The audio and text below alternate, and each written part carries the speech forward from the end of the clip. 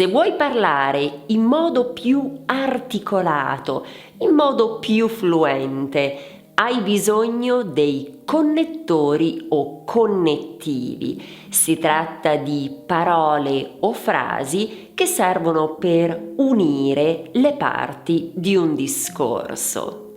Oggi, in concreto, ci occuperemo di 3 tipi di connettivi.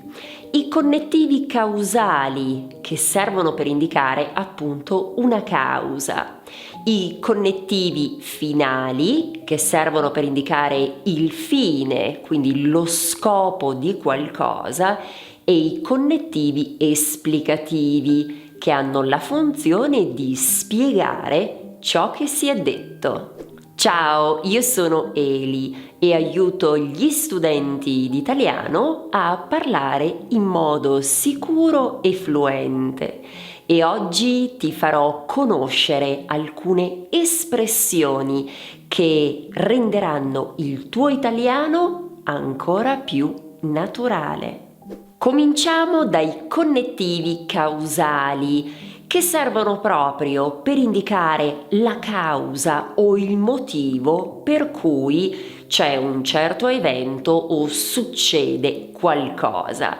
Ma vediamo quali sono i connettivi causali più importanti. Perché, attenzione, in questo caso devi usare l'indicativo ed è un aspetto importante, considerato che dal momento che, dato che, giacché, in quanto, poiché, siccome e visto che. Vediamo insieme alcuni esempi. Perché non rispondi al telefono? Non voglio uscire stasera perché sono stanco. Considerato che piove, la partita sarà rimandata. Dal momento che non ti senti bene, dovresti riposarti. Dato che abbiamo tempo, possiamo visitare anche il museo. Giacché tutti sono d'accordo, possiamo procedere. In quanto membro del club, hai diritto a numerosi vantaggi. Poiché piove, prendi l'ombrello. Siccome è tardi, dovremmo tornare a casa. Visto che nessuno ha obiezioni, adottiamo la proposta. Se stai guardando questo video, immagino che tu conosca i verbi pronominali in italiano. Ebbene, se vuoi conoscere quali sono i 35 verbi più importanti, ti consiglio di scaricare questo PDF gratuito. Lo troverai in descrizione, troverai il link e lo potrai scaricare gratuitamente.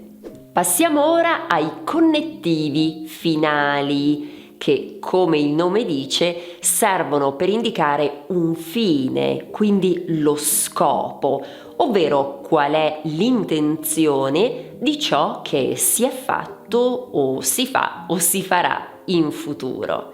Vediamo l'elenco dei connettivi più importanti. Perché? Attenzione, più congiuntivo, e questo è molto importante, affinché, sempre con il congiuntivo, in modo che, ancora con il congiuntivo, al fine di e per. Ed ora vediamo alcuni esempi. Ho dato il nuovo computer al mio collega perché lavorasse meglio. Ho lasciato degli appunti affinché tu possa ripassare prima dell'esame. Facciamo in modo che tutti possano contribuire. Al fine di migliorare il nostro servizio, abbiamo aggiornato il software. Faccio yoga ogni mattina per mantenere la salute. Ed ora passiamo ai connettivi esplicativi. Servono per spiegare ciò che si è detto, quindi per chiarire che cosa è stato detto, pertanto per rendere più comprensibile il nostro messaggio. E quali sono i connettivi esplicativi più importanti? Vediamoli subito. Cioè, ossia, infatti, vale a dire, in altre parole. Abbiamo deciso di posticipare l'evento, cioè lo faremo la settimana prossima. Dovremo incontrarci nel pomeriggio, ossia dopo le 15. Non è venuto alla festa, infatti non si sentiva bene. Visiteremo il Colosseo, vale a dire uno dei monumenti più famosi di Roma. Ha vinto il premio, in altre parole è stato il migliore. E se sei arrivato o arrivata fino a qui, ti chiedo di scrivere pizza qui sotto. Oggi abbiamo parlato dei connettivi in italiano e come hai visto, in molti casi bisogna usare il congiuntivo.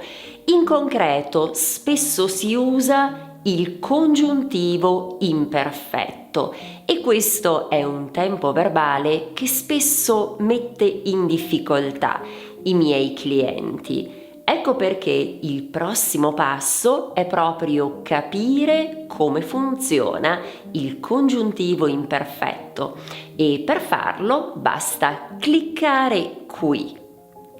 Trasforma il tuo sogno italiano in realtà. Grazie dell'attenzione, ci vediamo qui sempre su Italiano con Eli.